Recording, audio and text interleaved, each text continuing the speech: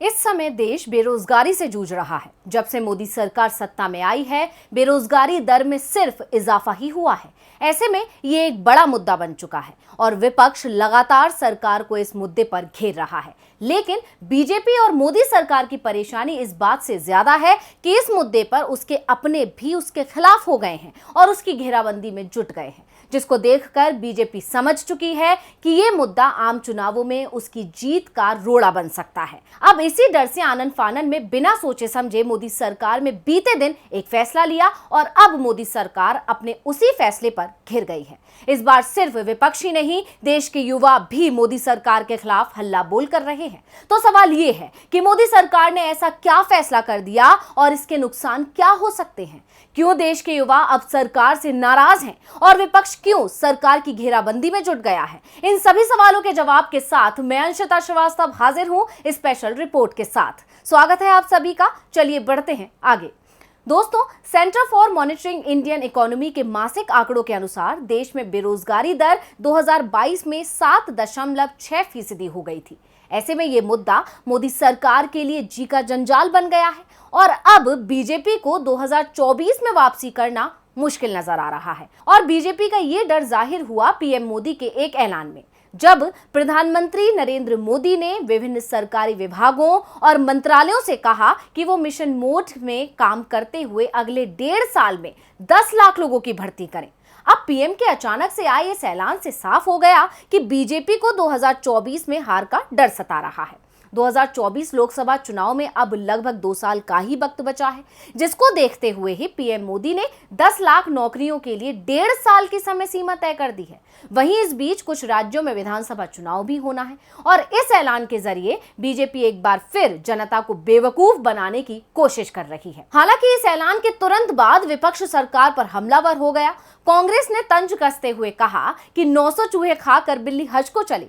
राहुल गांधी ने भी ट्वीट किया, जैसे 8 साल पहले युवाओं को हर साल 2 करोड़ नौकरियों का झांसा दिया था, वैसे ही अब 10 लाख सरकारी नौकरियों की बारी है। ये जुमलों की नहीं, महाजुमलों की सरकार है। प्रधानमंत्री जी नौकरियां बनाने में नहीं, नौकरियों पर न्यूज बनाने में एक्सपर्ट हैं। कांग्रेस नेता रणदीप सिंह सुरजेवाला ने भी सरकार को आड़े हाथों ले लिया। देश में सबसे ज्यादा बेरोजगारी है और मोदी जी ने हर साल 2 करोड़ रोजगार देने का वादा किया था, यानी 8 साल में 16 करोड़ रोजगार देने थे। लेकिन अब मोदी जी कह रहे हैं कि 2024 तक केवल 10 लाख नौकरियां देंगे, तो 16 करोड़ नौकरियों का क्या हुआ? मोदी सरकार ने हर साल 2 करोड़ रोजगार देने का वादा किया था, लेकिन सरकार अपना वादा तो पूरा नहीं कर पाई। इसीलिए सरकार ने अगले चुनावों से पहले ये मास्टर स्ट्रोक चल दिया। हालांकि इसका फायदा भी सरकार को मिलता नजर नहीं आ रहा है। उल्टा जनता में सरकार के खिलाफ नाराजगी और बढ़ गई और उस नाराजगी का कारण बनी अग्निपथ योजना, जिसकी घोषणा बीते दिन ही पीएम मोदी के ऐलान के बाद जल्दबाजी में बिना सोचे समझे की गई। और रक्षा मंत्री राजनाथ सिंह की इस घोषणा के बाद से देश में एक नया बवाल शुरू हो गया है और इस बार सरकार सिर्फ विपक्ष ही नहीं, युवाओं के निशाने पर भी आ गई है। और बिहार और राजस्थान में इस योजना के खिलाफ बवाल भी तेज हो गया है और अब ये बवाल बढ़ता ही जा रहा है। बिहार के साथ साथ राजस्थान के कई शहरों में युवाओं ने तोड़फोड़ और ट्रेनों को रोककर अपनी नाराजगी जाहिर की है। मौजूदा मोदी सरकार ने कई सालों से सेना में भर्ती नहीं निकाली है, जिसको लेकर युवा पहले ही नाराज थे। ऐसे में केंद्र सरकार की तरफ से लाई गई शॉर्ट टर्म अग्निपथ स्कीम पर युवा सड़कों पर उतर आए हैं। सिर्फ 4 साल के लिए युवाओं को अग्निवीर के तौर पर भारतीय सेना में भर्ती किया जाएगा। सिर्फ 4 साल के लिए नौकरी देकर सरकार ने देश के युवा के साथ मजाक किया है, जिसको लेकर बिहार में कई जगह विरोध प्रदर्शन हुए। बक्सर में युवाओं ने ट्रेन पर पत्थर फेंके, तो वहीं मुजफ्फरपुर में लोग सड़कों पर उतर आए हैं। खबरों के मुताबिक पटना जा रही पाटलिपुत्र एक्सप्रेस पर पथराव किया गया। उधर मुजफ्फरपुर में भी युवाओं ने सरकार के खिलाफ विरोध किया। पुलिस और प्रशासन युवाओं को समझाने की कोशिश कर रहा है। युवाओं का कहना है कि महज 4 साल के लिए भर्ती किया जाना रोजगार के अधिकार का हनन करना है। अब ये बवाल क्यों मचा है? ऐसा क्या है सरकार की इस शॉर्ट टर्म स्कीम में, ये भी जानना जरूरी है। तो आपको बता दें कि इस स्कीम के तहत 17.5 साल से 21 साल तक की आयु के युवाओं को अग्निवीर के तौर पर भर्ती किया जाएगा और उन्हें 4 साल के लिए नौकरी दी जाएगी। इनमें से ही 25% युवाओं को आगे सेना में नियमित नौकरी के लिए चुना जाएगा और इसके लिए अलग से स्क्रीनिंग होगी।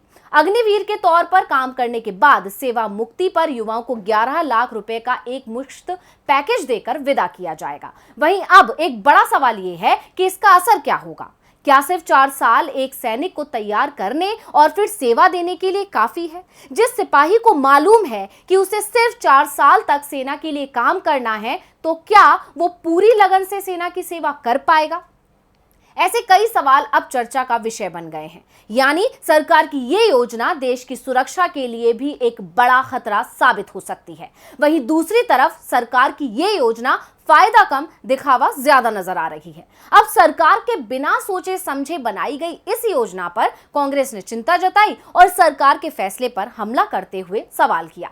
जब भारत को 2 मोर्चों पर मुश्किलों का सामना करना पड़ रहा है, ऐसे में अग्निपथ योजना हमारे जवानों की प्रभावशीलता को कम करेगी। बीजेपी सरकार को हमारी सेना की गरिमा, परंपराओं, वीरता और अनुशासन से समझौता करना बंद करना चाहिए। तो राजस्थान मुख्यमंत्री अशोक गहलोत ने सवाल करते हुए कहा, वो नौजवान कौन होगा जिसको भर्ती करेंगे, आरएसएस या बीजेपी का कार्यकर्ता होगा, ये देखना होगा। बेरोजगारी चरम सीमा पर है, 2 करोड़ नौकरी देने की बात कही थी, उसका पता नहीं है। उधर छत्तीसगढ़ के मुख्यमंत्री भूपेश बघेल ने भी सरकार की इस योजना पर सवाल उठाए। क्या बोले भूपेश, आइए सुन लेते हैं।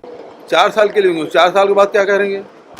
हर 4 साल बाद नया बदलेंगे। हाँ। इससे कौन सा बेरोजगारी दूर होगी? और दूसरी बात यह है कि 18 से 22 साल के लड़के उसके बाद बेरोजगार हो जाएगा और उसको आप हथियार चलाना सिखा दोगे, फिर उसके बाद क्या स्थिति बनेगी? ये तो समाज के लिए ठीक भी नहीं है, उस परिवार के लिए भी ठीक नहीं है। ये किसी स्थिति में ठीक नहीं कहा जा सकता। नौकरी 35 साल की उम्र तक, तो सेना में तो 35 साल तक रहता है।